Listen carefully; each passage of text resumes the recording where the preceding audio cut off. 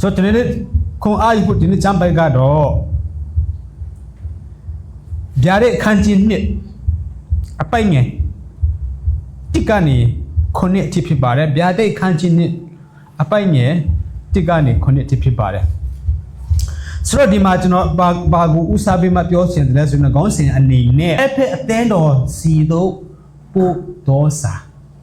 နော်အဖက်အသင်းတော်ကိုဖယားသခင်ကပို့လိုက်တဲ့စာဒါခေါင်းစဉ်ကြီးတစ်ခုဖြစ်ပါတယ်အောက်မှာကျွန်တော်အချက်၃ချက်အဖြစ်ခွန်အားပေးဖို့ရှိပါတယ်ပထမအချက်မှာကတော့ချီးမွမ်းခြင်းပထမအချက်မှာချီးမွမ်းခြင်းအပိုက်ငယ်တိကနေ၃အချက်ဒုတိယအချက်ဆွေးနွေးဖို့ကတော့ရှုံချခြင်းเนาะအပိုက်ငယ်၄ကနေ6အထိဖြစ်ပါတယ်ရှုံချခြင်းချီးမွမ်းခြင်းရှုံချခြင်းနောက်ဆုံးမှာချီးမြှင့်ခြင်းမဟုတ်ရင်ချီးမြှောက်ခြင်းအပိုက်ငယ်9เนาะပထမကချီးမွမ်းခြင်းเนาะအဲ့ဒါကဘာလို့ဆိုရင်အပိုက်ငယ်1ကနေ3အထိဒုတိယမှာရှုံချခြင်းအပိုက်ငယ်4နဲ့4ကနေ6အထိနောက်ဆုံးမှာချီးမြှင့်ခြင်းချီးမြှင့်ပေးတာเนาะအပိုက်ငယ်9 Okay ဆိုတော့ဒီကနေ့ကျွန်တော်တို့ဒီကိစ္စကိုဒီပါလဲဗျာဒိတ်ကျမ်းကိုကျွန်တော်ဘာဖြစ်လို့ရွေးတယ်လဲဆိုရင်ဗျာဒိတ်ကျမ်းကအမှန်ကအမတန်မှအနစ်ဖွင့်ရခဲ့တဲ့ကျမ်းဖြစ်ပါတယ်ဒီအခန်းကြီးနှစ်အခန်းကြီး1 2 3လောက်ကပဲနည်းနည်းလွေပြီးမှကျန်တဲ့အခန်းကြီး4 5 6ဟိုဘက်ကတော့လုံးဝเนาะဒီကျွန်တော်တို့ဘာနဲ့တူတယ်လဲဆိုရင်တော့ကျွန်တော်တို့ကရင်ပြည်နယ်တို့ဘာလို့ဆိုရင်အရောက်ပြည်တိုင်းတို့ဘာလို့ဆိုရင်ပိုက်ကိုနဲ့အရင်ရင်းနေကြเนาะပိုက်နဲ့ကျွန်တော်ထင်တယ်လို့သိတယ်လို့ပေါ့ကျွန်တော်လည်းပိုက်နဲ့အရင်နဲ့ပိုက်ဆိုတဲ့အရာကငါချပြီးမှဖမ်းတဲ့ပိုက်ကိုပြောတာเนาะကျွန်တော်စုလိုက်ရင်စုလိုက်တဲ့ခါမှာအစုမတော်ရင်အရင်ရှုပ်တယ်เนาะအရင်ရှုပ်ပြီးမှပြန်ပြီးမှဖြေရတာအရင်ခက်တယ်ကျွန်တော်တို့တန်ခါတယောက်ဖြစ်တော့အဲ့ဒီကိစ္စကိုကောင်းကောင်းသိတယ်အဲ့ပိုက်တွေကြားထဲမှာကျွန်တော်တို့ carry ဝင်သွားအရှာဖြေရတာအရင်ရှင်းနဲ့ဖြေရတာเนาะအစနာတွေကောင်းကောင်းဖြေရတယ်ဆိုတော့ကျွန်တော်ပြောချင်တဲ့အရာကဒီဗျာဒိတ်ခန်းကြီးဗျာဒိတ်ကျန်ခန်းကြီး၄အလုံးဘက်ကအဲ့လိုပဲเนาะပိုက်စုပ်တစ်ခုကိုအစပြန်ဆွဲရတယ်လို့မျိုးမနေဆွဲရတဲ့ခက်ခဲတဲ့အဲမှာပါဆိုတော့ကျွန်တော်အဘက်ကတော့မထိဘူးဒါပေမဲ့ဒီအခန်းကြီးနှစ်မှာရှိတဲ့အရာလေးကျွန်တော်အနေနဲ့ခွန်အားပေးခြင်းတယ်ဆိုတော့ကျွန်တော်တို့အခန်းကြီးနှစ်အခန်းကြီးနှစ်နဲ့အခန်းကြီး3ကိုကြည့်တဲ့အခါမှာအသင်းတော်9ပါးတွေ့ရတယ်เนาะအသင်းတော်9ပါးတွေ့ရတယ်ဘာအသင်းတော်လဲဆိုရင်အဖက်အသင်းတော်ရှိမယ်စမုရဏအသင်းတော်ရှိမယ်ပေရဂန်အသင်းတော်ရှိမယ်ဒွါတိယအသင်းတော်ရှိမယ်ပြီးရင်အခန်းကြီး3မှာတာတိအသင်းတော်ရှိမယ်ဖိလဒေလ်ဖိအသင်းတော်ရှိမယ်ပြီးရင်လော်ဒီကီအသင်းတော်ရှိမှအသင်းတော်9ပါးအကြောင်းကိုတွေ့ရတယ်ဆိုဒီအသင်းတော်တိတိကကျွန်တော်တို့ကိုဘာစကားဘာပြောတယ်လဲအသင်းတော်9ပါးကြီးကိုကျွန်တော်တို့လေ့လာဖို့အချိန်ရှိတဲ့အတွက်ကြောင့်နောက်အချိန်ရှိရင်ကျွန်တော်တို့ဒီနေ့ကတော့ပထမအသင်းတော်ဖြစ်တဲ့အဖက်အသင်းတော်နဲ့ခွန်အားယူဖို့ဖြစ်နောက်ဘုရားသခင်ပြန်ပို့ဆောင်ရင်ကျွန်တော်စမုရဏအသင်းတော်နဲ့ခွန်အားပေးခြင်းတယ်ဒီအရာတို့ကြည့်တဲ့အခါမှာအသင်းတော်ရဲ့ကြာရှုံးခြင်းအောင်မြင်ခြင်းကဒီအသင်းတော်9ပါးကိုကြည့်လိုက်ရင်ကွန်းမြင်ရတယ်အဝေးကြည့်စရာမလိုဘူးတင်တန်းသွားပြီးမှကျွန်တော်တို့ဘာဖြစ်လို့အသင်းတော်ကြာရှုံးတာလဲဆိုတင်တန်းတွေလာနေချီတက်စရာမလို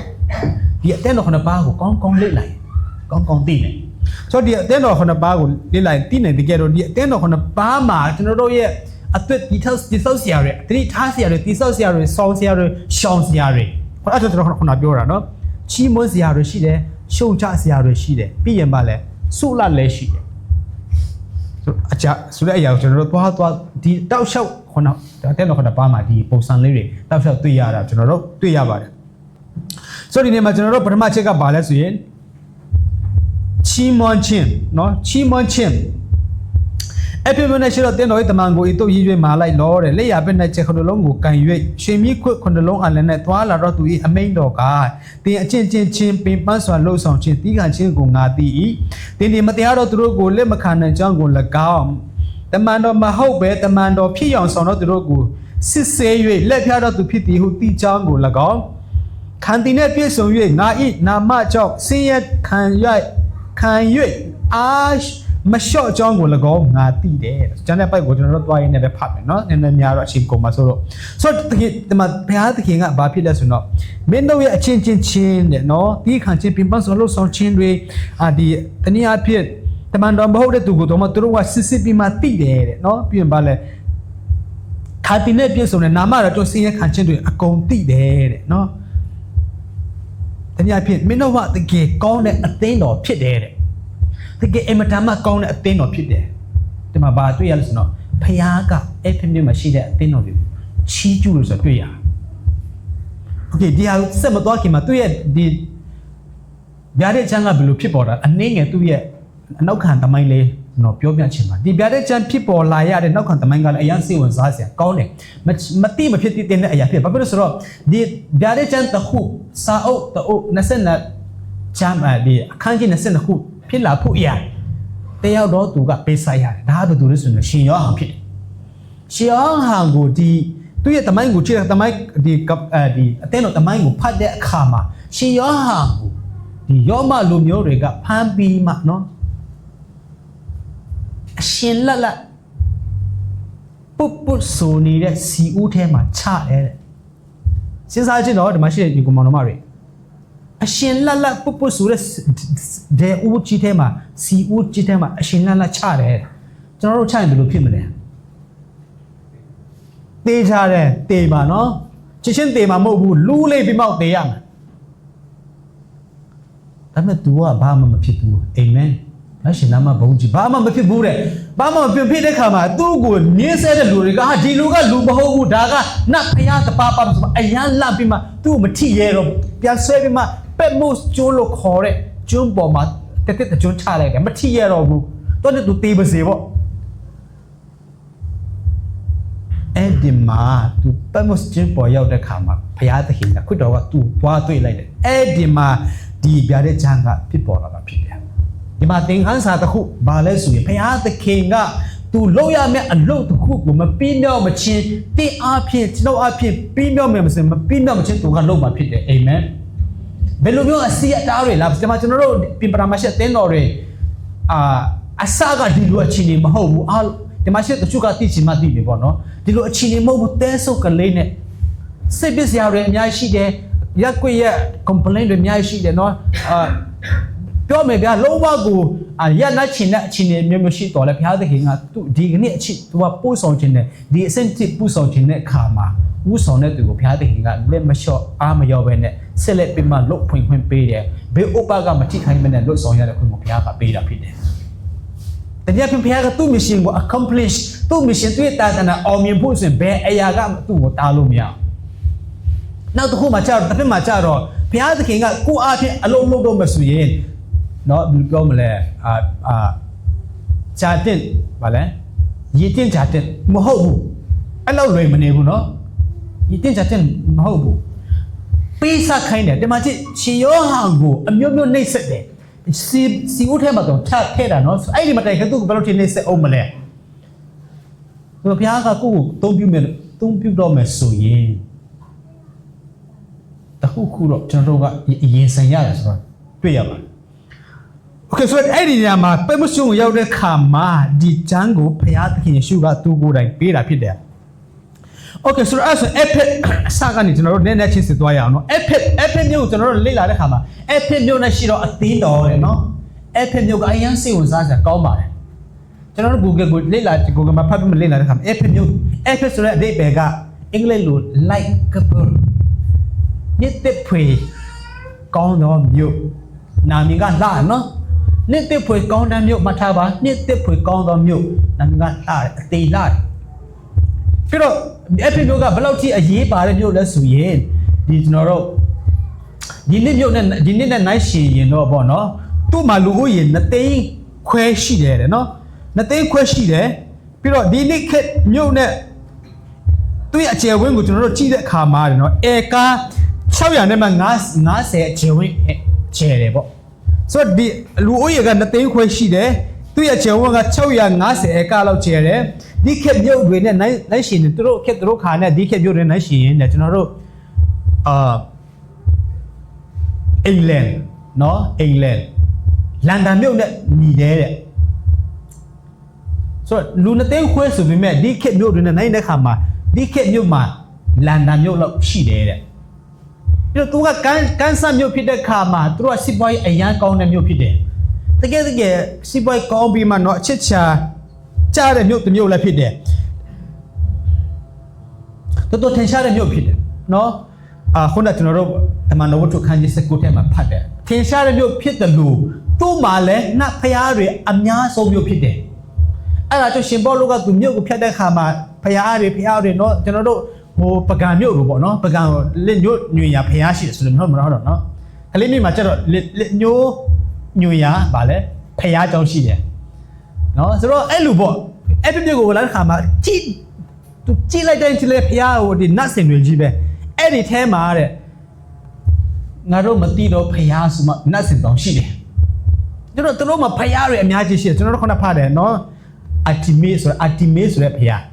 ပြီးတော့ကျွန်တော်တို့ဒီ Wonder Woman ကကျွန်တော်တို့ကြည့်ဖို့သူရှိပါပါနော် Wonder Woman သူ့ကို Diana လို့ခေါ်တယ်နော်ဆိုတော့ Diana ဆိုတာကနတ်ဖျားတစ်ပါးရဲ့နာမည်ဖြစ်တယ်အဲ့ဒီနတ်ဖျားကဒီ Epic မြို့မှာရှိတဲ့ Epic မြို့သားတွေရဲ့နတ်ဖျားဖြစ်တယ်ကျွန်တော်တို့ Wonder Woman ကိုကြည့်ရင်သူ့နာမည် Diana ကျွန်တော်အရင်သဘောကျနော် Wonder Woman ကဆိုအဲ့ဆိုအရင်ချိုက်တယ်မတူနာမည်ကဗျာနေလာတယ်ဒီ Epic မြို့ကနတ်ဖျားနာမည် Diana ဆိုတဲ့လာတာဖြစ်တယ်ဆိုတော့ဖျားလက်စုံတယ်သူတို့မသိတဲ့ unknown god မသိတော့အမီမသိတဲ့ဖျားဒါကသူတို့ကတခြားဖျားတပါးပါရှိအောင်ပဲအဲ့ဒီတော့သူတို့ကနတ်စင်ဆောက်ပေးတာဗျာဘယ်တော့ဒီဖျားကိုသူတို့ကြိုက်လဲမသိဘူးဒါပေမဲ့အဲ့တော့ရှင်ဘောတော့ကညွှန်းတဲ့ခါမှာဒီကနေ့ငါဟောမယ့်ဖျားကမင်းတို့မသိတဲ့ဖျားကြောင့်ဖြစ်ဆိုမသူဟောတရားဟောတာတကနိုင်ဖြစ်ဆိုတော့အဲ့ဒီမြို့ကပေါင်းဆောင်ကနေထင်ရှားနောက်တစ်ခုကျွန်တော်တို့တမိုင်းမှာဗာပြောလို့ဆိုအဲ့ဒီမြို့ဟာတဲ့နော်ဒီမတူရာတွေရဲ့လမ်းမကြီးဖြစ်တယ်တဲ့အဲ့လိုလဲတင်စားခွန်ဘာဖြစ်လို့ဆိုကျွန်တော်တို့ယောမပြည်မြို့မှာခရိယန်တွေကိုနှိမ့်ဆက်မဲ့အခါမှာတပ်ဖြတ်မဲ့အခါမှာနော်ဒီခရိယန်တွေကိုဖမ်းတဲ့ချိန်မှာဒီဘယ်ပြောမလဲဒီယောမမြို့ကိုတွားတဲ့အခါတိုင်းမှာဒီအဖက်မြို့ကိုဖြတ်ပြီးမှအဖက်မြို့မှာတအောင်လောက်နားရတယ်လို့ပြောတယ်အဲ့ဒါကြောင့်မတူရာတွေရဲ့လမ်းမကြီးလို့တော့မှတင်စားခံရတယ်ကောင်းတဲ့တင်စားခြင်းတော့မဟုတ်ခုနကပြောတဲ့ likeable နေတဲ့ဖွေကောင်းတော့မြို့ဆိုတော့ကောင်းပြီဒါပေမဲ့တကယ်သူ့ရဲ့သမိုင်းကိုဖတ်တဲ့အခါမှာနေတဲ့ဆရာမကောင်းเนาะဆိုတော့ဒါကသူ့ရဲ့သမိုင်းဖြစ်တယ်ဆိုတော့ဒီမြို့မှာရှိတဲ့အသင်းတော်ကိုဖျားသခင်ကဘာပြောတယ်လဲဆိုအသင်းတော်ရဲ့တမန်ကိုဤတို့ရေးမာလိုက်တော့တဲ့เนาะလက်ရဘက်၌ကျဲခုနှလုံးကိုကန်၍ရွှေမြစ်ခွက်ခုနှလုံးအလယ်နဲ့တွားလာတော့သူအမိန့်တော်ကဒါဆိုဒီလက်ရဘက်၌ကျဲခုနှလုံးကိုကန်ပြီးမှရွှေမြစ်ခွက်ခုနှလုံးဆိုတာဘာကိုပြောတာလဲအဲ့ဒါကိုသိချင်ရင်ကျွန်တော်တို့အခန်းကြီး1အပိုက်ငယ်20ကိုတွားတဲ့ခါမှာအဲ့ဒီဟာရဲ့အဓိပ္ပာယ်ကိုကျွန်တော်တို့သိရပါတယ်ဒီနေရာမှာအခန်းကြီး1အခန်းကြီး1အပိုက်ငယ်20မှာငါလက်ရ၌ထင်ရှားတော့ကျဲခုနှလုံးနဲ့ရွှေမြစ်ခွက်ခုနှလုံးရဲ့အနဲ့ချင်းအရာဟုမူကားတဲ့မြစ်ခွက်ခုနှလုံးဒီအသင်းတော်ခုနှစ်ပါးကိုပြောတာဖြစ်တယ်တဲ့နော်ဆိုတော့ကျဲခုနှလုံးဒီသူအသင်းတော်ခုနှစ်ပါးရဲ့စေတမန်တွေတင်းအုပ်တွေကိုပြောတာဖြစ်တယ်ဆိုတော့မိခွက်ခုနှလုံးကအသင်းတော်ခုနှစ်ပါးအသင်းတော်ခုနှစ်ပါးရဲ့အလယ်မှာသွားတော့သူငါတဲ့ဆိုတော့ဒီမှာဘာတခင်ရှုဘာပြောချင်တာလဲအဲ့ဒီအချိန်မှာသူပို့လိုက်တဲ့စာကခုနှစ်ဆောင်တော့အသင်းတော်ခုနှစ်ပါးဆိုပို့တယ်အဲ့ဒီဘာလဲအဲ့ဒီခုနှစ်ပါးရဲ့အလယ်ကိုရှောက်သွားတော့ငါဒီမှာဘာကိုပြောချင်တာလဲဆိုရင်တော့အသင်းတော်တွေအားလုံးရဲ့ဗဟိုကဘယ်သူလဲဆိုရင်ခရစ်တော်ဖြစ်တယ်အာမင်အသင်းတော်ဘယ်လောက်ပဲကြီးပါစေအသင်းတော်ဘယ်လောက်ပဲများပါစေဘယ်လိုပဲမျိုးစုံနေပါစေအသင်းတော်ရဲ့ဗဟိုကခရစ်တော်ဖြစ်တယ်ရှင်မိခွခဏလုံးလို့ပြောရခါမှာကျွန်တော်ဓမ္မအောင်ကိုပြန်သွားရင်ကျွန်တော်တို့ဒီဒါထွတ်မြေအခန်းကြီး25ကနေစပြီးဘုရားသခင်ကတဲတော်ဆောက်ဖို့ပြောလာတယ်အဲ့ဒီတဲတော်မှာမရှိမဖြစ်လိုအပ်တဲ့အရာတစ်ခုဘာလဲဆိုတော့ရှင်မိခွခဏလုံးဖြစ်တယ်အဲ့ဒီရှင်မိခွခဏလုံးကို24နာရီမိထွန်းထားပေးရအဲ့ဒီမိကလည်းတာမမဟုတ်ဘူးကောင်းကင်ကနေကျလာပြီးမှတဲတော်ရှစ်မှာကျွန်တော်တို့မြရှိရာရစ်ပူဇော်တဲ့ရစ်ရှိတယ်အဲ့ဒီဟာကျွန်တော်အကုန်လုံးပြင်ဆင်ပေးတဲ့မှာနောက်ပိုင်းမှာမောရှိကဆုတောင်းတော့ကောင်းကင်ကနေမိကျလာပြီးမှအဲ့ဒီကျလာတဲ့ကျွန်တော်တို့မွေးတဲ့မိမဟုတ်ဘူးနော်ဘုရားသခင်ဆက်နဲ့တိုက်ရလာတဲ့မိအဲ့ဒီမိကဒီတဲတော်ရှစ်ကဒီရစ်ပူဇော်တဲ့အသားကောင်ကိုလောင်ပြီးမှအဲ့ဒီထဲကမိကိုပဲပြန်ယူပြီးမှဒီတဲတော်ထဲကရှင်မိခုခဏလုံးကိုမိပေးရဖြစ်တယ်အဲ့ဒီနောက်ကစာပြီးမှအဲ့ဒီရှင်မိခုနှလုံးရဲ့မိကလောဝမငြိမ်းဘူးငြိမ်းလို့မရဘူးမငြိမ်းခိုင်းဘူးပေါ့နော်စီဖြစ်ရတယ်ကျူဖြစ်ရတယ်လောဝမငြိမ်းအောင်ကိုတောက်လျှောက်ထိမ့်သိမ့်ပေးရတယ်ဒီပရောဟိတ်တွေကဆိုတော့အဲ့ဒီမှာခုနှလုံးရှင်မိခုနှလုံးရှိတယ်ပေါ့နော်ဒီလိုခုနှတိုင်ဖြစ်တယ်သူကနော်ကျွန်တော်ပုံမပါလာတော့ဒီခုနှတိုင်တူလုတ်ထားတာဆိုတော့အလေကဟာကဒါကဘယ်သူပုံစံခရစ်တော်ပုံစံဖြစ်တယ်ပြီးတော့ဓမ္မတိကိုရောက်လာတဲ့အခါမှာ ထပ်ပြောတယ်အဲ့ဒီဆွေမျိုးခုခဏလုံးရဲ့အလဲကိုမလျှောက်တော့သူငါဖြစ်တယ်တဲ့တော့အတင်းတော်ရဲ့ဘဟုကခရစ်တော်ဖြစ်တယ်ကျွန်တော်ပါစာတယောက် John Calvin ရဲ့ Calvin Church ရဲ့ပါစာရဲ့သူက David သူနာမည်နဲ့ David ပဲကျန်တယ်သူတရားဟောတာကျွန်တော်နားထောင်တဲ့အခါမိသားစုကြားမှာဖို့ပျော်ရွှင်ဖို့ကခရစ်တော်ကိုစင်ထားပါထားရင်မိသားစုပျော်ရွှင်တယ်တဲ့အာမင်ခရစ်တော်ကိုစင်ထားမှာထားတဲ့ခါမှာမိသားစုပျော်တယ်ကျွန်တော်တို့စဉ်းစားဖို့အရာအရေးကြီးတယ်အဲ့ဒီလိုပဲအသင်းတော်မှာခရစ်တော်ကိုစင်ထားမှာပြောရင်အသင်းတော်ကြားမှာတယ်ဝမ်းမြောက်တယ်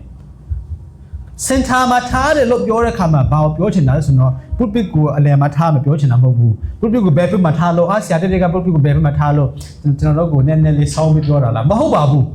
ဒါကိုပြောတာမဟုတ်ခရစ်တော်ကိုစင်ထားမှာထားတယ်လို့ပြောတဲ့အခါမှာကျွန်တော်တို့လုပ်တဲ့အရာအလုံးကခရစ်တော်ကိုပဲဥတည်ပြီးမှလုပ်တဲ့အရာဖြစ်ရကျွန်တော်တရားဟောတယ်ဖြစ်စေကျွန်တော်အလူငွေထည့်ပြီးဖြစ်စေကျွန်တော်ဘုရားကျောင်းလာတာအရာ sorry အရာအလုံးကခရစ်တော်အသက်ပဲဖြစ်ရမယ်ဒါကိုပြောတာဖြစ်တယ်နားလည်တော့ဘုရားရှင်မဆပါစေအဲ့လိုဖြစ်ရင်လည်းအသင်းတော်ကပြောစရာမကောင်းဘူးဆိုတာမရှိဘူးမိသားစုကလည်းမပြောစရာမကောင်းဆိုတာမရှိဘူးနော်ကျွန်တော်မိသားစုမျိုးအသင်းတော်မှာတခုခုဖြစ်ပြီဆိုရင်ခရစ်တော်ကိုစင်ထားမထားတော့ပဲဒီကိုတော့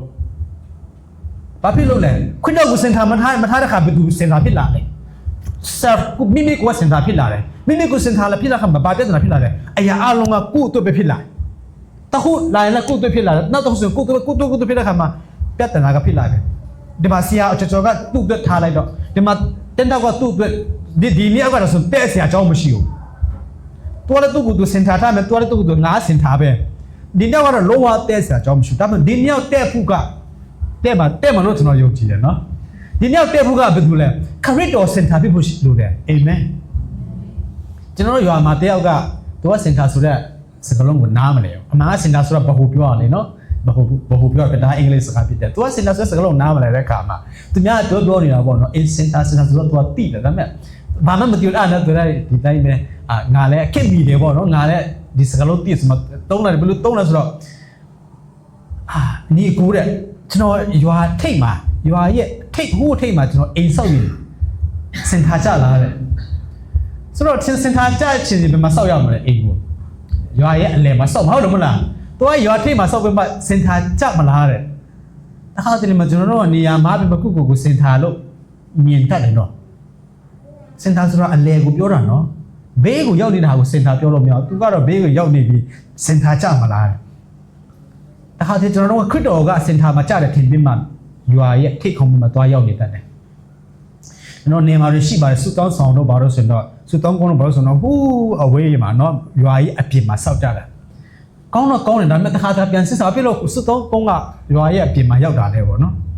ဘာဖြစ်လို့ရွာလည်းမလုပ်တာလဲပေါ့ဒါမှအားလုံးနဲ့နီးစပ်မှာလေနော်ဒါပေမဲ့သူ့အတွင်းနဲ့ကိုယ်အတွင်းနဲ့သူ့နဲ့သူပါနော်အဖို့မပြောချင်ဆိုတော့ဘုရားသခင်ကိုစင်ထားလို့ရင်ကျွန်တော်တို့အတင်းတော်ကတူးတက်မယ်ဆိုဒီနေ့မှာအဲ့ဒီအစင်ထားမှာသွားတဲ့လူငါဖြစ်တယ်တဲ့နော်ပြီးတော့အတင်းတော်ခုနှစ်ပါးထိချောင်းတဲ့တင်းအုပ်ခုနှစ်ပါးကိုဒီစာကိုပေးလိုက်ပါဒီမှာကျွန်တော်တို့အပြင်ပဒံမှာရှိတဲ့အတင်းတော်ကိုဒီကနေ့ဘုရားသခင်ကဘာပြောတယ်လဲကျွန်တော်နားထောင်စေချင်တယ်ဒီကနေ့ကျွန်တော်ပြောသမျှအရာဟာကျွန်တော်ရဲ့ note မဟုတ်ဒါတရားမှာတရားခိုင်တော့ယူထားစေချင်တယ်ဒါဘုရားပုံပြချင်တဲ့စကားဖြစ်တယ်ကျွန်တော်ကအတုံးခံမယ်ဒီကနေ့ဘုရားကိုယ်တိုင်လိုင်းတယ်မှာရှိတဲ့လူတွေအားလုံးတယောက်မှရှင်မှာမဟုတ်ဘူးဘုရားကိုယ်တိုင်ဒီစကားကိုလာပြောနေမှာရှိတဲ့သူအားလုံးစက္ကန့်ထဲမှာပဲအသက်ချုပ်သွားလိမ့်မယ်ဒါကြောင့်ဒီကနေ့ဘုရားရဲ့လူကိုစားကျွန်တော်ဘာမှမဟုတ်တယ်လို့ပြောတာဖြစ်တယ်ဒါပေမဲ့ဘုရားစကားဖြစ်တယ်ကျွန်တော်ပြောချင်လွန်းလို့ကျွန်တော်အာဘော်ကိုထည့်ပြီးမှပြောတာမဟုတ်ဘူးเนาะဆိုတော့အဲ့ဒီအတင်းတော်ကိုရေးပြီးမာလိုက်လို့တဲ့အမိန့်တော်ကားလို့လာတယ်เนาะအမိန့်တော်လို့ပြောရင်ကျွန်တော်တို့ညင်လို့မရကျွန်တော်ဇက်ကားတွေကြည့်တဲ့အခါမှာဒီဟာကလည်းเนาะတတ်အမိန့်ဖြစ်တယ်ဒါမှမဟုတ် present ကိုရင်က direct order from the president ဆိုရင်ဘာမှလုပ်လို့မရလှုပ်ချင်လဲလှုပ်ရတယ်မလှုပ်ချင်လဲမလှုပ်ရဘူး president စီကနေတိုက်ရိုက်လာတဲ့အမိန့်ဖြစ်တယ်ဆိုတဲ့စကားလုံးပါလာတာနဲ့လုံးဝ no ဘာလဲညင်ခွင့်တရားမှာတရားရခိုင်လို့မရှိဘူးလုံးဝညင်လို့မရဒီမှာမဖြစ်တဲ့အမိန့်တော်တဲ့ဘယ်သူပဲအမိန့်ပေးနေတယ်လဲအဲ့ဒီဖရားပဲမင်းကျွန်တော်ဒီမှာနောက်တစ်ခုပြောမယ်အသေးတော်မှာအမိန့်ပေးနေတဲ့ဖရားတစ်ပါးပဲရှိတယ်အာမင်ကျွန်တော်အားလုံးကအစီခံတွေဖြစ်တယ် ဒါပေမဲ့အတင်းတော်တွေမှာဘာဖြစ်လို့ပြဿနာဖြစ်လဲဆိုတော့အဲ့ဒီအမိန့်ကိုဖခင်ရဲ့အမိန့်ကိုတယောက်ယောက်ကလူတဲ့ခါမှာပြဿနာဖြစ်တာတင်းတော်တော်များများအဲ့ဒီပြဿနာရှိပါတယ်အမိန့်ဆိုတာကဖခင်ပဲပေးနေတယ်အတင်းတော်မှာကကျွန်တော်တို့မှာအမိန့်မရှိပါဘူးညီနိုင်မယ်ဆွေးနွေးမယ်တမန်တရားကိုအချိမထားမယ်တိုင်ပင်မယ်တမန်တရားကိုကျွန်တော်တို့စင်တာလုပ်မယ်ဆွေးနွေးမယ်ဒီဆုံးဖြတ်မယ်ဆိုရင်တော့မှဒီတမန်တရားကပဲဆုံးဖြတ်ခိုင်းမှာဖြစ်တယ်ကျမ်းစာကဒီလိုပြောတဲ့အတွက်ကြောင့်ဒီလိုပဲလုပ်ရအောင်လာရပါပဲအမိန့်ဆိုတာကဖခင်မှာပဲရှိတယ်အမိန့်တော်ကတဲ့တင်းချင်းပင်ပန်းစွာလှုပ်ဆောင်ခြင်းတိခံခြင်းကိုငါသိတယ်တဲ့ဒီမှာကအချင်းပင်ပန်းစွာလှုပ်ဆောင်ခြင်းတိခံခြင်းဒီနေရာမှာအဲ့ဒီမျိုးမှာရှိတဲ့ယုံကြည်သူတွေကခက်ခဲတယ်ဆိုတော့တွေ့ရတယ်ဒီနေရာမှာချမ်းသာမနေဘူးเนาะသူတို့ဘုရားသခင်နာမကိုယူလာပြီးမှဘုရားသခင်ကိုကူးစားပြီးတဲ့နောက်ပိုင်းမှာချမ်းသာလာမနေဘူးเนาะဒီမှာအဲ့ဒီမျိုးရှိလူတွေကဘာဖြစ်လို့လဲဆိုရင်ဒီချမ်းစာကိုရေးတဲ့အခါမှာ AD တရား90နဲ့တရားချမှာရေးတာဖြစ်တယ်ကျွန်တော်တို့ခရစ်ယာန်တွေကိုနင်းပတ်နေတဲ့ကာလက AD 30ဝန်းကျင်ကလေးကစပြီခွတ်တော်ရှင်ပြန်ထခွတ်တော်သိပြီးတော့တကြိုတဲ့ချိန်မှာတပည့်တော်တွေကဘာလုပ်လဲတကားကိုပိတ်ပြီးမှတဲ့နော်ရောမလူမျိုးတွေယူလူမျိုးတွေကနင်းဆဲမှာစုမှတကားကိုပိတ်မှတိတ်လေးပါတော့တယ်လေစုတောင်းကြတယ်အဲ့ဒီကလေးကနင်းဆဲချက်ဆိုတာစပြီနော်ဆိုတော့ဒီကျမ်းစာကိုရေးတာက AD တရားနင်းဆဲချင်းက AD 30ဆိုတော့နင်းဆိုင်ချင်းကာလရောက်လာတာဘယ်နှစ်လောက်ရှိပြီဒီမှာနှစ်ပေါင်း80ရှိပြီဆိုတော့ဒီနှစ်ပေါင်း80ထဲမှာပါသွားတဲ့နင်းဆိုင်ချင်းကာလမှာပါသွားတဲ့ယုံကြည်သူတွေကအခက်ခဲများစွာရှိတယ်အဲ့ဒါကြောင့်ဒီမှာဘုရားသခင်ကအဲ့ဒါကိုမသိဘူးလားဆိုရင်သိတယ်တဲ့နော်သိတယ်တရားအချင်းပင်ပန်းစွာလို့ဆိုချင်းတိခံချင်းကိုငါအချင်းသူ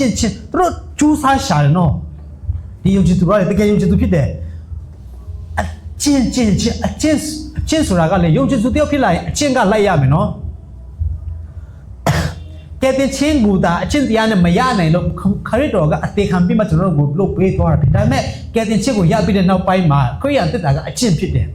နားလည်နေဖို့ဘုရားရှင်မဆပါစေနမောနမဲနေဖို့မဟုတ်ဘူးပြောတဲ့ခါမှာစင်ကျင်ရတယ်စားတဲ့အရာစင်ကျင်ရတယ်လှုပ်တဲ့အရာစင်ကျင်ရတယ်ဝတ်တဲ့အဝတ်စားကိုစင်ကျင်ရတယ်အချင်းဖြစ်တယ်ပြောတာလဲအချင်းပဲတချို့ကအချင်းရင်နဲ့အချင်းပါတော့ဖြတ်လို့မရတော့ဘူးကောင်းတဲ့ချင်းစင်ကောင်းတာပေါ့နော်မကောင်းတဲ့ချင်းစင်တော့အဲ့ဒါပြတ်သလားဆိုတော့အချင်းတောင်ကသူတို့ကျူးစားတယ်တကယ်ပဲသူတို့ရဲ့ဖြစ်တည်မှုသူတို့ခရစ်ယာန်သူတို့ခရစ်ယာန်ဖြစ်တဲ့ ID သူတို့ရဲ့ဖြစ်တည်မှုကိုသူတို့ပြအဖို့ရကျင့်တယ်ဒါကိုလည်းဘုရားသခင်ကပြောလဲမရှုံချဘူးနော်တင်အချင်းကိုငါသိတယ်တဲ့ငါသိတယ်ဆိုတော့ तू အတိမတ်ပြူတာဖြစ်တယ်စကားမစအဲ့ဒီသိတယ်ဆိုတဲ့စကားလုံးနော်သူ့ရဲ့မူရင်းစကားလုံးမှာဖေးတော်လို့ခေါ်တယ်အဲ့ဒီဖေးတော်ကျွန်တော်တို့တခြားနေမှာတွားကြည့်တဲ့ခါမှာသခင်ယေရှုကတင်တို့ကိုငါမသိနော်ငါအိနာမနဲ့နတ်ဆုတို့ကိုနင်းထုတ်တယ်လူနာတို့ကိုဂျမ်းမာစီတယ်ဒါပေမဲ့မင်းတို့ကိုငါမသိဆိုတဲ့သိဆိုတဲ့စကားလုံးကဒီနာမှာအတူတူဖြစ်တယ်ပေတော်ပြောချင်တဲ့ຢာကဖခင်ကတကယ်အတွင်းကြကိုသိတာဖခင်သခင်ကကျွန်တော်တို့သိဖို့လူတယ်နော်ကျွန်တော်တို့ကဖခင်ကိုသိတယ်နဲ့ဖခင်ကကျွန်တော်တို့ကိုသိလားဖခင်ကကျွန်တော်တို့သိတယ်ဖခင်သိတဲ့လူတစ်မျိုးပဲရှိတယ်ဘယ်သူလဲဆိုရင်ယုံကြည်သူတွေဖြစ်တယ်အာမင်ဖခင်ကတကယ်သိတဲ့လူငါသိတယ်လို့ပြောလို့သူကယုံကြည်သူတွေဖြစ်တယ်ခရစ်တော်သခင်ယေရှုကိုကယ်တင်ပါရှင်အဖြစ်လက်ခံတော့သူကဖခင်ကတကယ်သိတာကိုပြောတယ်ဒီနေ့မှာဘာပြောလဲငါသိတယ်တခါတည်းကျွန်တော်တို့မှအမှုတော်ဆောင်တဲ့ခါမှာအခက်အခဲတွေအများကြီးကြုံလာတဲ့ခါမှာဟာငါရဲ့ဒုက္ခတွေဘုရားကမသိတော့ဘူးလားကောင်းသိတာပေါ့ဘုရားကအားပေးနေတယ်နော်ငါသိတယ်တဲ့မင်းတို့လို့တင်များငါကြောင့်ခံတဲ့ခက်ခဲခြင်းဒုက္ခတွေအားလုံးငါသိတယ်ဆိုတော့ကျွန်တော်တို့ဘုရားသခင်ကသိနေတယ်ဘာဖြစ်လို့တင်းနေမတရားတော့သူတို့ကိုလက်မခံချောင်းကို၎င်းနဲ့တမန်တော်မဟုတ်ပဲတမန်တော်ဖြစ်အောင်ဆောင်တော့သူတို့ကိုစစ်ဆေး၍ဒီမှာဘာအကြောင်းပြောလဲဆိုတော့ prophet ရောင်ဆောင်တော့သူတွေတရားဟောဆရာရောင်ဆောင်တော့သူတွေနော်အမှုတော်ဆောင်ရောင်ဆောင်တော့သူတွေမင်းတို့ကောင်းသိတာကိုလည်းငါသိတယ်ဆိုတော့ဒီလူတွေကဘာကျွမ်းကျင်တယ်လဲတမန်တရားကျွမ်းကျင်ဆိုသိရတယ်ကျမ်းစာကိုသူတို့ကောင်းသိတယ်ဆိုသိရတယ် doctrine ကောင်းသိဆိုသိရတယ်အဲ့တော့တကယ်ဆိုချစ်ချူတယ်လေမင်းတို့ prophet ရောင်ဆောင်တော့သူတို့မင်းတို့သိတယ်တဲ့နော်တမန်တော်မဟုတ်ဘဲနဲ့ငါတမန်တော်ဆိုမှရောင်ဆောင်တော့သူကိုလည်းမင်းတို့ကသိတယ်တဲ့ဆိုတော့ဒီဗာလေအဲ့ဒီမှာရှိတဲ့အတင်းသူတင်းသားတွေလိုမျိုးကျွန်တော်ဒီမှာရှိတဲ့တင်းသူတင်းသားတွေဖြစ်စေခြင်းတယ်ဘယ်ဆရာကမန်တဲ့ဆရာဖြစ်တယ်ဘယ်အမှုတော်ဆောင်ကမန်တဲ့အမှုတော်ဆောင်ဖြစ်ဘယ်တရားဟောဆရာကတမန်တရားနဲ့ညီအောင်ဟောတယ်သိစေခြင်းတယ်နားလေလို့သူဖြစ်စေနားလေသူဖြစ်အောင်လည်းဘုရားရှင်ကောင်းချီးပေးပါစေ ဒါဆိုရင်နားလေလို့ပြောဘယ်လိုလုပ်မလဲကျန်းစာကိုဖတ်ရမယ်နော်ကျန်းစာမဖတ်ရင်တော့ဟိုတယောက်လာလဲဟုတ်တာပဲဒီတယောက်လည်းဟုတ်တာပဲနေမှာရွာတမှာတကြွတယောက်ကကြီးလို့ထားလိုက်တဲ့တကြွတယောက်ရှိအဲ့မှာဖြစ်ချင်တော့လူတယောက်ကအဲ့ဒီခေတ်ကစပင်းခေတ်စပင်းကိုတော့ငားချင်တာဖြစ်ချင်တော့တရားလုံးမှာစပင်းတစ်စီးပဲစီးတယ်အဲ့စပင်းကိုတော့ငားချင်တော့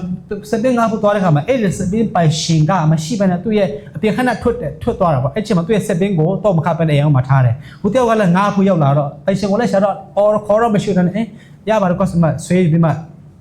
တုံးလိုက်တယ်အဲ့ဒါနဲ့ပိုင်ရှင်ကလည်းပြန်ရောက်ချလာတော့သူစပင်းမရှိတော့ဟာစိတ်ပူတာပေါ့ရှာမတွေ့ဘူးနောက်ဆုံးမှာတိုင်တော့တာတကြီးစီသွားတိုင်မြမကျွန်တော်စပင်းပြောတယ်တကြီးလုတ်ပေးပါရှာပေးပါလို့ပြောနေတော့မှရှိသေးတယ်ဟိုစပင်းငားလာတော့ရောက်ချလာအေးဒီမှာလည်းငါစပင်းခိုးတဲ့လူအဲ့နဲ့စပင်းအဲ့တယောက်ကလည်းဟာမဟုတ်ဘူးတကြီးမဟုတ်ဘူးကျွန်တော်မခုဘူးနော်တဲ့ကျွန်တော်ငားတာပါသွားငားတာ तू မရှိတော့တဲ့အဲ့ဒါနဲ့တကြီးကလည်းဩအဲ့ဒါလည်းဟုတ်တာပဲဒါခုရမမြောက်ဘူးလေ तू လာငားတယ်နေမှမရှိတာအဲ့နဲ့ဟဲ့တကြီးမဟုတ်ဘူးလေကျွန်တော်မရှိမဲ့ယူတာဒါခူးတာပဲလေဆိုတော့အဲ့ဒါလည်းဟုတ်တာပဲနော်တော့တရားကိုစီလို့အဲ့ဒါလည်းသူရဲ့ဒီမိဖို့ကြောင့်မရှိသူ့မျိုးသမီးကအကိုရှင်ကလည်းဘလူးကြီးလဲပေါ့နော်စပင်းငါတို့ကကျွန်တော်ငားတာပါခူးတာမဟုတ်ဘူးပြောတော့လဲဟုတ်တာပဲတဲ့စပင်းမရှင်ကမဟုတ်ဘူးခူးတယ်လို့ပြောတော့လဲဟုတ်တာပဲတဲ့ရှင်ကဘယ်လိုဖြစ်တာလဲဆိုတော့သူဘာပြောရမှလဲအဲ့ဒါလည်းဟုတ်တာပဲတဲ့သူဆုံးဖြတ်ချက်မပေးနိုင်ဘူးသူခွင့်ချလို့မရနိုင်တော့ဘူးဟိုတယောက်ပြောလဲဟုတ်တယ်ဒီတယောက်ပြောလဲဟုတ်တယ်နောက်သူ့ရဲ့မျိုးမှပြန်ပြောတယ်လဲအဲ့ဒါလည်းဟုတ်တာပဲဆိုတော့သူ့မှာအဲ့ဒီအမှုကိုဆုံးဖြတ်လို့မရဘူးဆိုတော့အဲ့လိုမဖြစ်ဘူးရကျွန်တော်တို့ဘာလို့ရမလဲကျန်းစာဖတ်ရမယ်ဆရာတယောက်လာတယ်တရားဟောတယ်ဒါလည်းဟုတ်တာပဲမှန်တာပဲနောက်တယောက်ပြန်လာတော့လဲပြန်ဟောတယ်မှန်ဥပမာပြောရကွာဖျားတခေရှုကိုရရင်ချမ်းသာပဲကြမ်းပါပြီမဖျားတော့ဘူးဟုတ်တာပဲဖျားကအလုံးကိုတတ်နိုင်တယ်လေဟုတ်တာပဲတယောက်ပြန်လာတယ်မဟုတ်ဘူးဖျားတခေရှုနဲ့ရလာရင်ချမ်းသာဖို့မဟုတ်ဘူးဆင်းရဲချင်းခံရမှာဟုတ်ကျမ်းထဲမှာပြရတဲ့ပုံစံပေါ့နော်အဲ့ဒါလည်းဟုတ်တာပဲဘယ်ဟာမှန်လဲကျမ်းစာဖတ်ပါကျမ်းစာဖတ်ပါကျွန်တော်မမရဲ့တခင်ရှုကိုလက်ခံလို့ချမ်းသာမယ်ဆိုတော့ကျွန်တော်ကျမ်းစာတစ်ချက်မှမသိဘူးတော့ဓမ္မဟောင်းကျမ်းမှာကြတော့ထောက်ဖျားကိုခုံတော်သူတွေနော်ငါမချင်းမရှိဘူးရှင်သိမင်းဒီငါမတော်လဲထောက်ဖျားကိုခုံတော်သူတွေကောင်းတော့အရာကိုဆုံးတရားကိုဗလဲမလို့ရကျွန်တော်ကျမ်းစာကိုဖတ်ပြီးမှဘာကိုပြောချင်တာလဲလေ့လာဖို့လို့မဟုတ်ရင်တယောက်လာလဲဒါလည်းဟုတ်တာပဲဟောတယောက်လာလဲဒါလည်းဟုတ်တာပဲတယောက်လာလဲဒါလည်းဟုတ်တာပဲကျွန်တော်တို့ဘာမှခွဲခြားလို့ရမှာဒါပေမဲ့ဒီမှာအဲ့မျိုးမှာရှိတဲ့အတင်းတော်တွေကအဲ့လိုမဟုတ်ဘူးကောင်းသိတယ်ကောင်းသိတဲ့အတင်းတော်တွေဖြစ်ဖို့ဘုရားသခင်မှာစားပါစေခန္တီနဲ့ပြည့်စုံရဲ့ငါ့နာမကြောင့်ဆင်းရဲခံ၍အာမလျှော့ကြောင်းကိုလည်းငါသိတယ်ဒီမှာခွန်အားရဆက်ကောင်းလိုက်တာဗျာဒီကနေ့သခင်ယေရှုကကျွန်တော်တို့ကိုစာတဆောင်ပို့ပြီးမှဟာအပြင်ပရမရှိတဲ့ဒီကမြတ်တင်းတော်တွေမင်းတို့ကငါစာတဆောင်ပို့လိုက်တဲ့ခန္တီနဲ့ပြည့်စုံတဲ့ငါ့နာမကြောင့်ဆင်းရဲခံ၍အာမလျှော့ကြောင်းကိုလည်းငါသိတယ်အရေးကြီးတယ်နော်ဆင်းရဲခံပြီးမပါတယ်မပြီးဘူးအဲ့မှာမဆုံးဘူးအာမလျှော့ကြောင်းကိုငါသိတယ်အပိုက်မြေသုံးပါခွန်အားရဆက်ကောင်းလိုက်တာဒါမျိုးစာများကျွန်တော်တို့ဒီစီယာကဆရာဖိလိပ္ပကများကျွန်တော်တို့စာပို့ဘယ်တော့ပြောမလဲနော်ဒါမှမဟုတ်ကျွန်တော်ရှင်းမှန်ကစာရောက်လာပြီးမှမင်းတို့ကခဲမလို့ကြုံပြီးမှအာမလျှော့ဘူးအပြင်ပရာမရှိတဲ့ယုံကြည်သူဆိုဘယ်လောက်များပြောမလဲဒီနေရာမှာဒီအားလုံးထက်တာတဲ့တကယ်ဖျားစင်စစ်ပြတဲ့တကယ်ယေရှုရေးလိုက်တဲ့စာဒီအဖေကလူတွေဒီဟာကိုတွေ့တဲ့ဘယ်လောက်ထိများပြောမလဲအာမလျှော့ဘူးကျွန်တော်အာမလျှော့ဘူးလို့နော်အာမလျှော့ပါနဲ့မိတ်ဆွေတို့ခရိယာယုံကြည်သူကဖြစ်လာဆိုတော့စင်ကောင်းမှုတွေအများကြီးရှိတယ်ပူတော်မှရှိတယ်ကျွန်တော်တို့နိုင်ငံမျိုးမှာနေရတာပူတော်မှစင်ကောင်းမှုရှိတယ်မိတ်ဆွေတို့ဒါပေမဲ့ဘာလဲတကယ်ရှုကမင်းတို့အားမလျှော့ဘူးငါသိတယ်တဲ့အားမလျှော့ဘူးအရေးကြီးပါတယ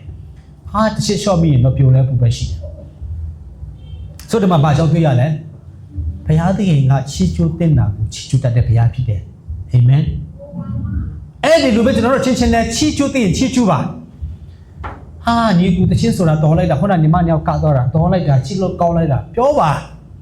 တချို့ကသူလည်းမကတတ်ပဲနဲ့သူလည်းမဆူတတ်ပဲနဲ့တချင်းဆိုတာနဲ့ဘာဟင်းလည်းမသိဘူးနင်တို့ကတာကြီးကလည်းတယောက်နဲ့တယောက်မနေဘူးအများပါစပိတ်ထားအဲ့လိုမပြောနဲ့ဘာပြောရမလဲတော်လိုက်တာအဲ့လိုပြောလိုက်ရင်သူကတဲ့သူတချင်းသူလည်းသူမပြောဘူးလားခင်ဗျားကံကောင်းရင်တစ်ဖက်စင်တော့မခေါ်ခံရအောင်ပါဒါနဲ့မတော်ဘူးလို့ပြောနေခင်ဗျားကိုဘယ်တော့မှသူစားတာဘယ်တော့မှချွေးမလို့ကျွန်တော်တို့ရွာမှာရှိတယ်ကျွန်တော်ညီလေးနဲ့ကျွန်တော်ညီလည်းမဟုတ်ဘူးလူနှစ်ယောက်ကလေးနှစ်ယောက်ပေါ့နော်မဟုတ်ဝေပြီးမှသူတယောက်ထက်စားတော့သူချင်းမချွေးဘူးသူထင်ရလည်းဒီတိုင်းချိနေတာနောက်တရက်ကျတော့တကယ်ပြရမှာနော်အဲ့ကျွန်တော်ညီလေးကျွန်တော်ပြန်ပြောပြတာ နောက်တစ်နှစ်ကျတော့အဲ့ဒီဘာမှအကျွေးမခံရတဲ့လူကမှုတ်ပြန်ဝင်လာတယ်ပြန်ဝင်လာတော့ဘေးကလူကမကျွေးတဲ့လူကဒီတစ်ခါသူတွေ့လဲပေါ့နော်ဟဲ့ပြန်ချင်းကောင်မှုတ်ကျွေးနေဆိုတော့နင့်ကငါအနံ့တော့မရခိုင်းဘူးလေနော်နင့်ကငါအနံ့အဲ့လိုဖြစ်သွားမယ်နော်သူများကိုမချီချူတတ်ရင်တော့သူများစားတဲ့အနံ့တော့မရပဲဖြစ်မယ်နော်ဆိုတော့ချီချူပါချီချူတဲ့ချီချူပါမြောက်ပဲဆိုတာကဟိုမဟုတ်တဲ့ဟာကိုမြောက်တာပြောတာမဟုတ်ဘူးနော်ခွန်အားရှိအောင်ပြောပါတခင်ရှုကိုလည်းကျွန်တော်တို့ချီချူတယ်လေတခင်ရှုကိုလည်းက FM မှာရှိတဲ့လူတွေကိုမင်းတို့အချင်းချင်းငါသိတယ်ကိုလုံးငါသိတယ်မင်းတို့အားမလျှော့တော့ငါသိတယ်ဘာပြောတာအဲ့ဒါဘာပြောချင်တာလဲချီချူတာအတိမပြုတ်တာပြီးတဲ့အပြင်ကိုအတိမပြုတ်တဲ့အတိမပြုတ်ပြုတ်ဘာဖြစ်လဲချီချူပြီးတာတင်းတော်ထဲမှာကျွန်တော်လုပ်ရတဲ့အားလုံးချင်းမှချင်းချီဆူပြပြီးမှချီချူတတ်ကြရအောင်ဒါဆိုရင်ခွန်အားဖြစ်တယ်ဒုတိယချက်မှာပါတယ်ရှုံချခြင်းလာပြီချီကျူးတယ်တခုပြီးတခုတစ်စက်သူကပိုင်လေးတွေချပြီးမှချီကျူးတယ်နောက်မှပါလာပြီလေပိုင်ငယ်လေးဘာနဲ့စလဲပိုင်ငယ်လေးမှာဘာနဲ့စလဲအဲ့တလုံးလေးပဲကြည့်ရအောင်ဘာနဲ့စလဲမအဲ့ဒီပိုင်ငယ်အလေးကိုဘာနဲ့စလဲအစပြုစလုံးလေးတုံးတော်လေးတဲ့အရေးကြီးနော်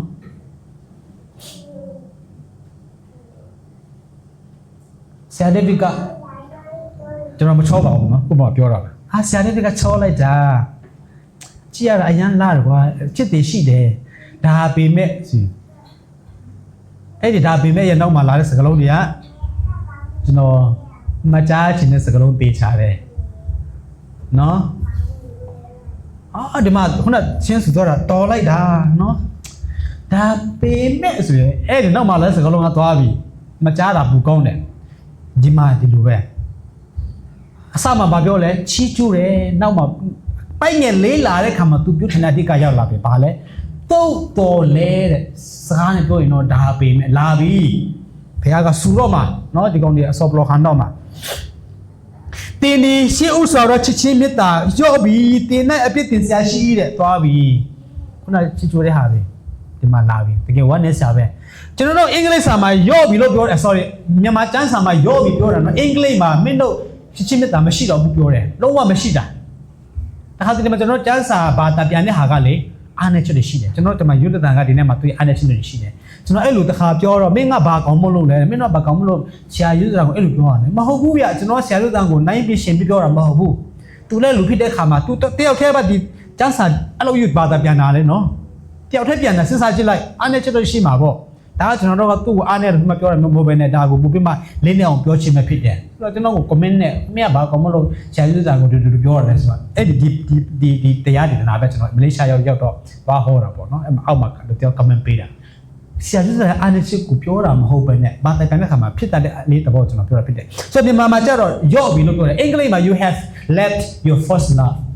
you have left ဆိုတာကမင်းလုံးဝဆုံးခွာပြီလုံးဆုံးခွာလိုက်တာဘာကိုလဲကနဦးမြစ်တာကိုစွန့်ခွာဆိုတော့ရှိအောင်မလားရှိတော့ရော့တာမဟုတ်ဘူးနော်ရှိကိုမရှိတော့လုံးဝစွန့်ပလိုက်တာ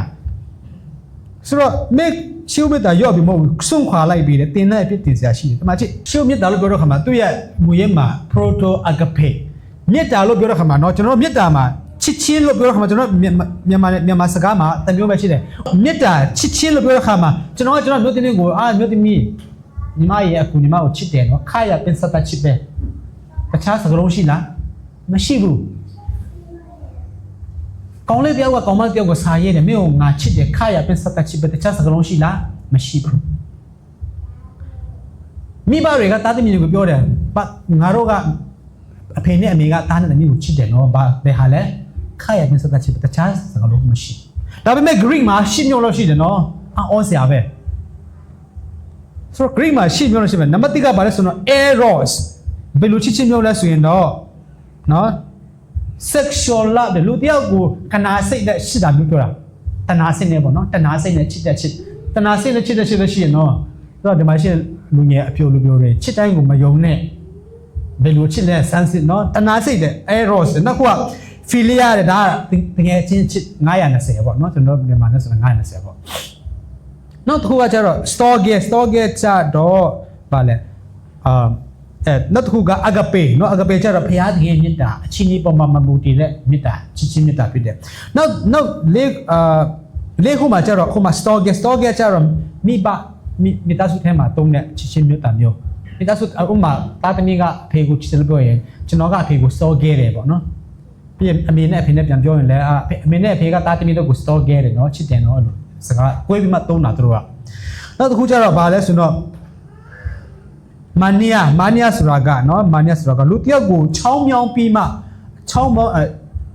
မြောင်းပြီးမှနော်သူ့ရဲ့အမွေအပန်တွေကိုချောင်းမြောင်းပြီးမှချစ်တဲ့ဟာမျိုးလိုက်ချောင်းပြီးမှချစ်နေသွားတာမျိုးပေါ့နော်အဲ့တော့ဒီမှာလူငယ်တွေဘယ်နှယောက်ရှိလဲမသိဘူးမိန်းကလေးတို့လိုက်ချောင်းပြီးမှနော်ချစ်တာမျိုးရှိလားမသိဘူးနော်ဆိုတော့တစ်ခုကျတော့ဗာလဲဆိုတော့လူတို့ဆရာတော့ playful love အရာကစားတတ်တဲ့ချစ်မျိုးဒါကအများအပြားလူငယ်တွေကြက်မှမတွေ့ရတယ်တကယ်ချစ်တာလည်းမဟုတ်ဘူးကွာကစားချင်တော့မင်းကငါချစ်တယ်ငါလည်းနင့်ကိုချစ်တယ်နောက်တည့်ရမှာငါတို့လောက်ခွင့်မယ်ငါတို့လောက်ခွင့်မယ်ဒါမျိုးပေါ့နော်အဲ့လိုမျိုးချစ်တွေဖြစ်တယ်ဆိုတော့ကစားဆော့တဲ့ကစားတတ်တဲ့ချစ်မျိုးမေတ္တာမျိုးနောက်တစ်ခုကျတော့ဗာလဲဆိုတော့ break မှာကြတော့နော်တာဝန်အရာချစ်တာဟာငါဒီသူ့လူပေါ်မှာတာဝန်ငါချစ်ရမယ်ဆိုတဲ့တာဝန်မျိုးပေါ့နော်ဥပမာကျွန်တော်က company မှာတစ်ခုမှလုပ်ရဆိုတော့အဲ့ဒီ company ကိုငါချစ်ရမယ်အဲ့ဒီ company မှာနေတဲ့ဒီ company ကိုငါချစ်ရမယ်အဲ့ဒီ company နဲ့ဝေးသွားတော့ဘာဖြစ်လဲစတော့တာCEO ကဘာဖြစ်တယ် secretary ကဘာဖြစ်တယ်နောက်ပြီးတော့ accountant ကဘာဖြစ်တယ်အလုပ်သားတွေကဘာဖြစ်တယ်စတော့တာပြောတော့တာအဲ့ဒီမျိုးเนาะရှိတဲ့ချိန်မှာပဲချစ်တဲ့ချင်းမျိုးတာဝန်ရချစ်တဲ့ချင်းမျိုးကဘာလဲဆိုရင်တော့ pragma နောက်ဆုံးမှာကျတော့ philatia เนาะ philatia ကစိုးပါတယ် self love ကိုချစ်ချင်းဆိုတော့ sorry green မှာကမေတ္တာနဲ့ပတ်သက်ရင်တော့10မျိုးလောက်ရှိတယ်ပြည့်စုံတယ်เนาะဆိုတော့အဲ့ဒီ10မျိုးထဲမှာကျွန်တော်တို့ဒီမှာတွေ့ရတဲ့เนาะဒီ10ဦးမေတ္တာလို့ပြောတဲ့အခါမှာ10မျိုးထဲမှာမှတခုပဲဘယ်ဟာဖြစ်လဲဆိုတော့အဂပေမေတ္တာဖြစ်တယ်ကိုချစ်တဲ့မေတ္တာမျိုးမဟုတ်ဘူးတာဝန်ရချစ်တဲ့မေတ္တာမျိုးမဟုတ်ဘူးတကယ်ချင်းချစ်တဲ့မေတ္တာမျိုးမဟုတ်ဘူးတဏှာစိတ်နဲ့ချစ်တဲ့မေတ္တာမျိုးပြောတာမဟုတ်ဖယားသခင်ကိုချစ်တဲ့မေတ္တာရှေးအိုမေတ္တာအဲ့ဒီမေတ္တာကိုပြောတာဖြစ်တယ်အဂပေပြောတာကျွန်တော်တို့ရဲ့မူရင်းမှာ proto agape တဲ့နော်ဖယားကိုချစ်တဲ့မေတ္တာဖယားကိုရှေးအိုကလေးကချစ်ထားတဲ့မေတ္တာကနဦးကဖယားပေါ်မှာထားတဲ့မေတ္တာတောက်ဝတရားကြောင့်မဟုတ်ဘူးလူချင်းတဲ့အရာကြောင့်မဟုတ်ဘူးတခုခုကြောင့်မဟုတ်ဘူးဖယားဖြစ်လို့ဖယားကိုချစ်တဲ့ကနဦးကလေးကဖယားကိုချစ်တဲ့မေတ္တာမျိုးပြောတာဖြစ်တယ်။ဒါပေမဲ့အဲ့ဒီမေတ္တာကဘာဖြစ်လဲဒီမှာမရှိတော့ဘူးတဲ့။ကျွန်တော်ယုံကြည်သူတွေတစ်ချက်စဉ်းစားရအောင်ကျွန်တော်တို့ပြောင်းလဲခါစားတော့ကကျွန်တော်တို့ဖယားကိုချစ်တယ်လို့ဒီနေ့ချစ်ကြသေးသလား။ကျွန်တော်တို့ဒီနေ့ဒီမှာ PowerPoint လေးနဲ့ကျွန်တော်တို့မေတ္တာကိုဒီဂရီနဲ့တိုင်းမယ်ဆိုကျွန်တော်တို့အဲ့ဒီကျွန်တော်တို့မေတ္တာဒီဂရီကျွန်တော်တို့ဒီနေ့ကြည်ရဲမလား။နော်ဖယားကိုကျွန်တော်တို့ချစ်တဲ့မေတ္တာဒီမှာဒီဂရီနဲ့တိုင်းကြည့်ရအောင်နော်။ဥမာဆရာကျော်ထွန်းဒီဂရီရှိတယ်သူပြောင်းလဲခါစားကဖះကိုချစ်တယ်လို့ဒီနေ့သူ့ရဲ့ချစ်ကတိုးသလားနှိမ့်သလားဒီမှာတင်းထောက်တွေတယောက်စီချင်းရဲ့ဒီဂရီနဲ့နာမီနဲ့ရေးပြမှာဒီဂရီနဲ့တိုက်ရအောင်ဖះပြောင်းလဲခါစားတော့တကယ်ဝမ်းမြောက်တဲ့စိတ်ဖះကိုချစ်တဲ့စိတ်တွေတကယ်ပဲလှုပ်ချင်တဲ့စိတ်တွေနဲ့ဒီကနေ့ဖះကျွန်တော်တို့မှရှိတဲ့မေတ္တာနဲ့အဲ့ဒီဒီဂရီတိုင်းရင်ပူမြင့်မလားပူနေမလားကိုဒီဂရီနဲ့တိုင်းကြည့်အောင်သူများလာတိုင်းတော့မကောင်းဘူးပေါ့နော်ကိုတိုင်းတဲ့ဒီဂရီကိုဒီမှာချပြမယ်ဆိုကျွန်တော်တို့ကြည့်ရဲမလားအရာအရေးကြီးတယ်ဒီအတင်းတော်တွေကအဲ့ဒီမေတ္တာမရှိတော့ဘူးလေတနည်းအားဖြင့်သူတို့ရဲ့ဖျားကိုချစ်တဲ့ဒီဂရီမေတ္တာကလုံးဝကို zero ထိုးကြပြီးမှ0 minus ကြလုံးဝမပြတော့ကျွန်တော်တို့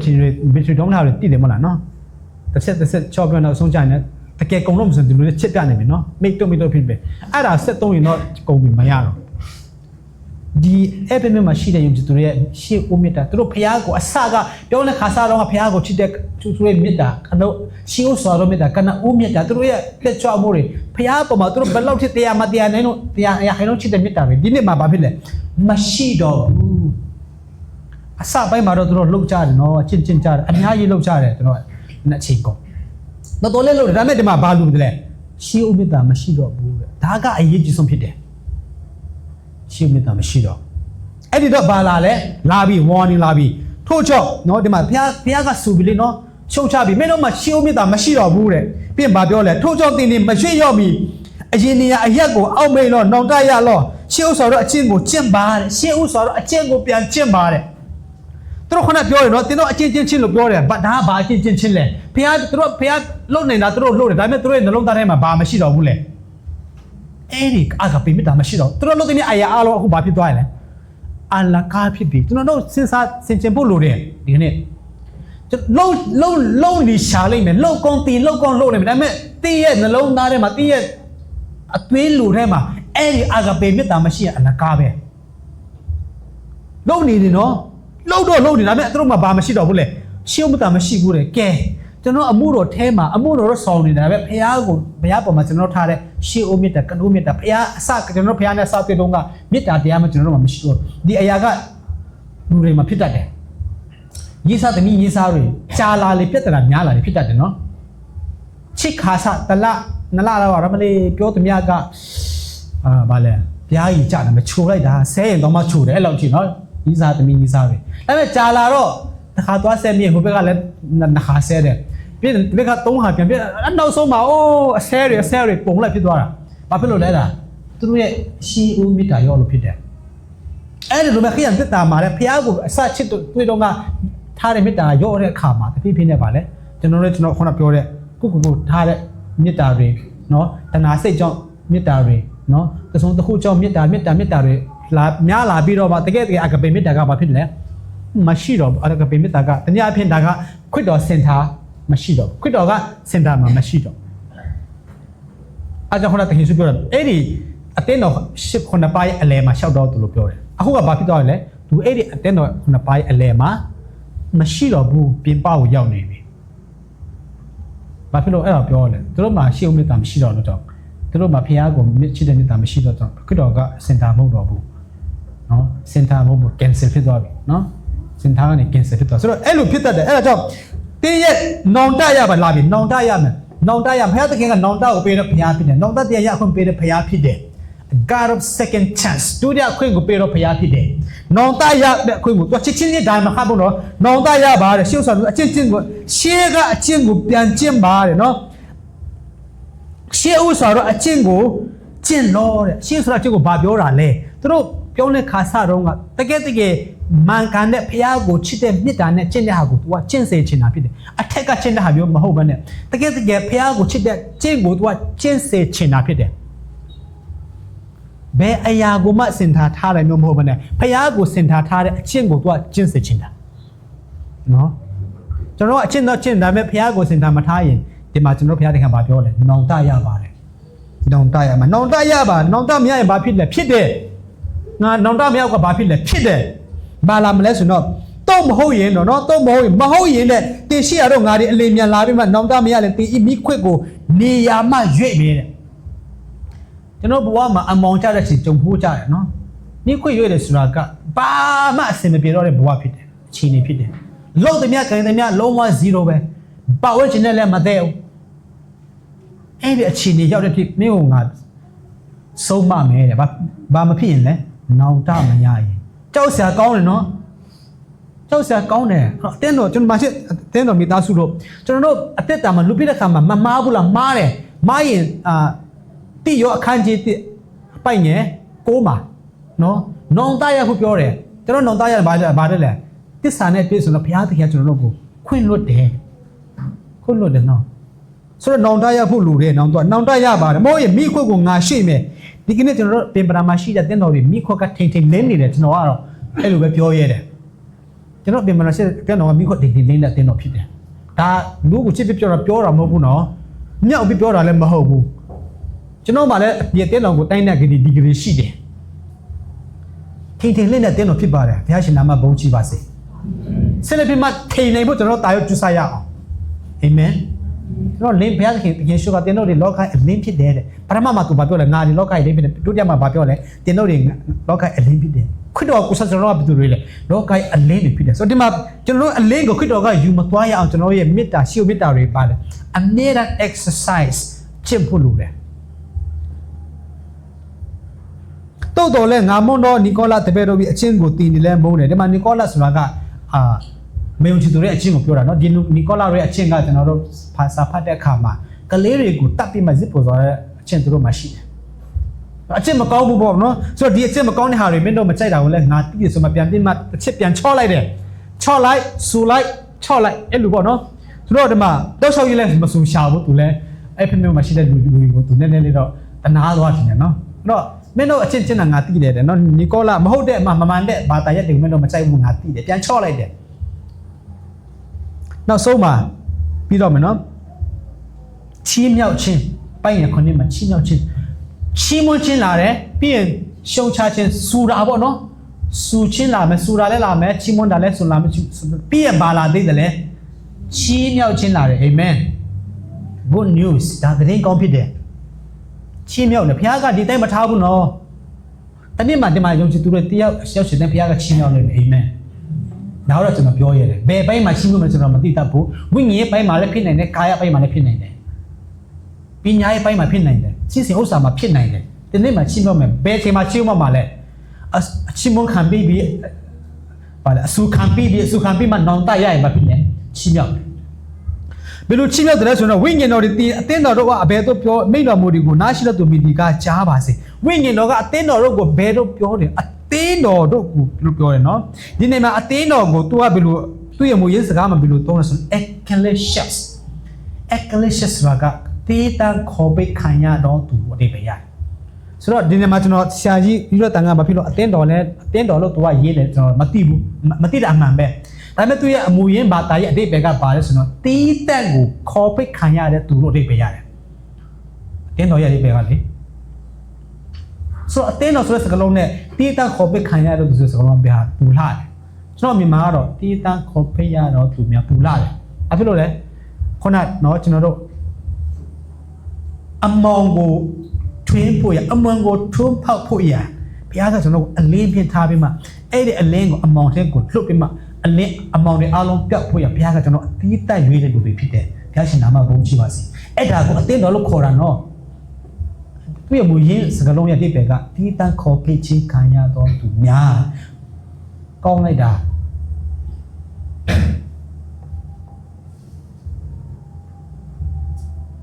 ဆိုတော့အဲ့ဖက်မြို့မှာရှိတဲ့ငါနာမ၌တီးတန်းငါခေါ်ဖိတ်ခံရတော့သူများလို့ပြောရဖြစ်တယ်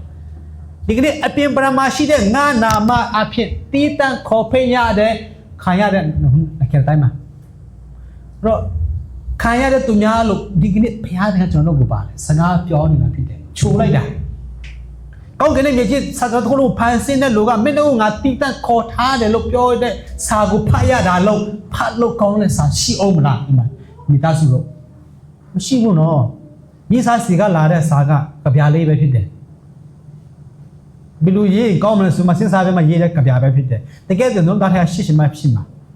နော်အဲ့တော့ကောင်းမလေးတွေကလေးမတွေနော်ဒီမှာရှိတဲ့အပြိုလူပြိုတွေကစာရေးပြီးမှညီမရေချောလိုက်တာပဲဖြစ်တယ်တိတ်မယုံနဲ့နော်သူတို့ကနင်တို့ရဲ့အားနဲ့ချစ်ကိုမဖော်ပြတာပဲရှိတယ်အားသာချစ်ကိုပဲပြောတာနော်အဲ့တော့ဘုရားသခင်ကပါလဲအရှိတိုင်းဖော်တယ်နော်အစမှာကောင်းတဲ့အချစ်ကိုပြောတယ်နောက်မှာပါလဲမကောင်းတဲ့အချစ်ကိုပြန်ဖော်တယ်ဘယ်ရေးစာကားမှာမင်းကအဲ့ဒီလိုဖြစ်တယ်မင်းကအဲ့ဒီလိုဖြစ်တယ်ပြောလားမပြောပါဘူး message တစ်ခဲအောင်နော်မလားလူပြောရည်တာပေါ့သူတို့ကောင်မလေးလိုက်တဲ့ခါမှာသူတို့မကောင်းတဲ့အကြောင်းတစ်ချက်မှမပြောမိဘူးကျွန်တော်ကိုယ်တိုင်ပေါ့နော်မကောင်းတဲ့အကြောင်းတစ်ချက်မှမပြောမိဘူးတတိထားပြီးမှစာရေးရတယ်အမလေးတစ်ချက်တော့သွားရကြည့်ဗလားနော်အငယ်ကောင်နောက်တနေ့အဲ့ကလေးမှတော့ block ပဲဖျားတိုင်းလူမဟုတ်ဘူးနော်ကောင်းတဲ့အချက်ကိုလည်းရေးပေးတယ်မကောင်းတဲ့အချက်ကိုလည်းရေးပေးဘာဖြစ်လို့လဲအဲ့ဒါမှ तू ကပြင်ဆင်လို့ရမှာလေဒါနဲ့မင်းကလေးကိုတော့သူ့ရဲ့မကောင်းတဲ့အကိုရေးပြီးမှပြင်ဖို့တော့မကြိုးစားနဲ့နောက်ကောင်လေးတွေအဲ့လိုမကောင်းတဲ့အရာတွေရေးမှဒီအတင်းတော်ကပြင်လို့ရမှာဖြစ်တယ်နားလည်တော့ဘုရားရှင်ဘုန်းကြီးပေးပါစေဆိုတော့ဘုရားကအဲ့ဒါဆိုကျွန်တော်ဘုရားကတမန်တရားကြားတဲ့ဘုရားဖြစ်တယ်တရားတဲ့ဘုရားဖြစ်တယ်ဆိုအဲ့ဒါကိုပြောတာကောင်းတာရေးတဲ့ဘုရားမဟုတ်ဘူးမွတ်စလင်တွေကကျွန်တော်တို့မယုံကြည်တဲ့ဘာပြောလဲဆိုတော့မင်းတို့ကျမ်းစာကနစ်ပတ်တယ်တဲ့ဟာနာအဖေနဲ့သူအိတ်တဲ့ဟာမျိုးတွေပါတယ်ဟုတ်တယ်လေနော်လူအလာယာဆိုတော့ဘာလဲဒီဘာလျာ prophet အရောက်နေရာကိုလဲစင်းတတ်တာလေမင်းတို့ prophet ကဘာလဲလူတတ်တယ်ပြောတယ်ဒါပေမဲ့ဒါဒီဘာဖြစ်လို့ပါလာလဲအဲ့ဒီထဲမှာသင်ခန်းစာတွေအများကြီးရှိတယ်ဆိုတော့အဖေနဲ့အိတ်တော့မင်္ဂလာရှိလားလော့တဲ့သမီးနှစ်ယောက်လေနော်သူတို့မင်္ဂလာမရှိတာမကသူတို့ရဲ့ဆွေစနစ်စုပ်ကမင်္ဂလာမရှိတာအဲကြောင့်ဒီအီတလီမျိုးတွေကိုလမ်းတစ်လျှောက်မှာတိုက်ခိုက်တာအဲ့ဒီမိုဘိုင်းမျိုးတွေလေ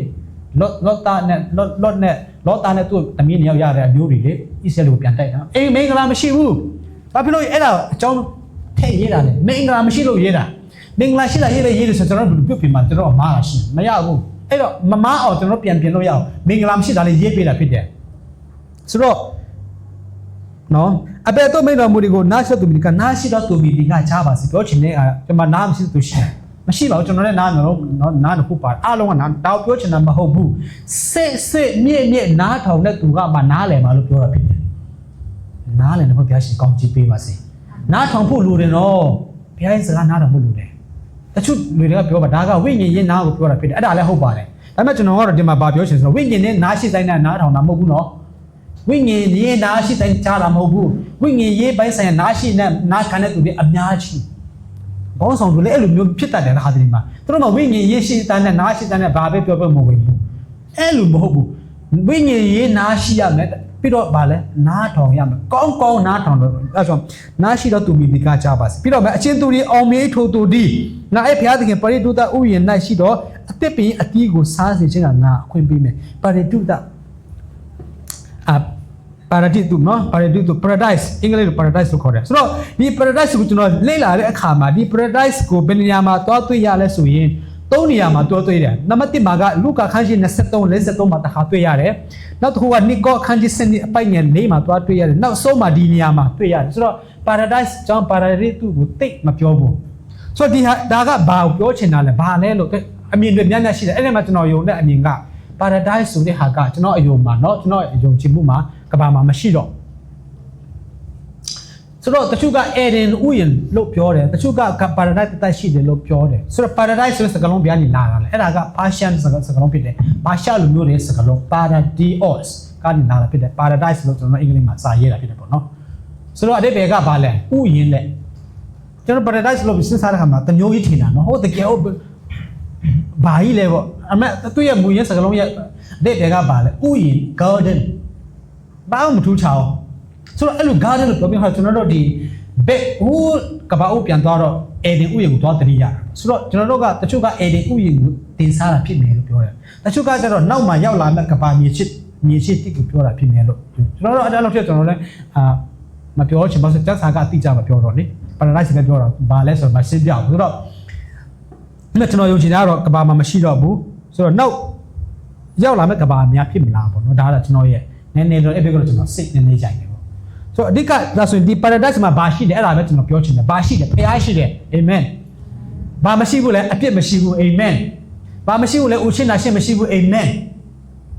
မကောင်းတဲ့ဟာတစ်ခုမှမရှိတဲ့နေရာဖြစ်တယ်ကောင်းတဲ့ရာအားလုံးပြည့်စုံတော့နေရာရှိတယ်ဒါပေမဲ့ကျွန်တော်တို့တဏှာစိတ်ပေါ့နော်တဏှာစိတ်ကြောင့်အမျိုးသမီးအမျိုးသားချင်းဆက်ဆံတာတော့မရှိတော့ကျန်တဲ့အရာအားလုံးကောင်းတဲ့အရာရှိတဲ့နေရာဖြစ်တယ်အဲ့ဒါ paradise ဖြစ်တယ်ဘယ်မှာလဲကျွန်တော်မသိ I don't know ယူသားတယ်ဘယ်မှာလဲကျွန်တော်မသိဘူးတခင်ရှုလည်းမပြောဘူးရှင်ဘောလို့ကလည်းမပြောမသိဘူးကျွန်တော်ရှိတနေရာမှာတော့ရှိမယ်ဒါပေမဲ့ဒီမြင်ကြည့်မှာတော့ရှိတယ်လို့ကျွန်တော်မယုံဘူးဒါပေမဲ့တေချာတာကတော့အဲ့ဒီ paradise မှာပါရှိတယ်ဖျားရှိတယ်အပြစ်မရှိဘူးဖျားရှိတယ်ဆိုတော့အဲ့ဒီနေရာကိုကျွန်တော်ရောက်ချင်တယ်ဘာဖြစ်လို့လဲဖျားရှိလို့ပဲဒါပေမဲ့ဒီနေ့ကျွန်တော်တို့ paradise ကိုရောက်နေပြီလားမရောက်သေးပါဘူးအဲ့ဆိုကျွန်တော်အသက်တာမနစ်စင်အသက်တာကဘာဖြစ်တင်လဲ paradise ဖြစ်တင်တယ်အာမင်ကိုယ့်ရဲ့ပတ်ဝန်းကျင်ကိုသူများရောက်လာခြင်းတဲ့စိတ်ရှိကျွန်တော်တို့ကအဲ့ဒီလိုပုံကိုယ်ဖြစ်ဖို့ဘုရားလိုတော့ရှိတယ် paradise ကိုမမျောနဲ့အောင်တနည်းတင်သွားမှာပဲမသွားချင်လဲသွားမှာပဲဂျပ်ပိုက်ရဒါပေမဲ့လောလောဆယ်တင် paradise ဖြစ်ဖို့ရည်ကြည်တယ်အာမင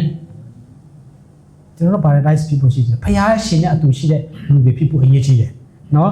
်ဆိုတော့အဲ့ဒီမှာရှိတဲ့เนาะအသက်ပင်ရဲ့အတီးကိုစားရမယ်เนาะအသက်ပင်ရဲ့အတီးကိုစားရမယ်တဲ့เนาะစားစေခြင်းငါခွင့်ပေးတယ်အသက်ပင်ရဲ့အဲ့ဒီအသက်ပင်ရဲ့အ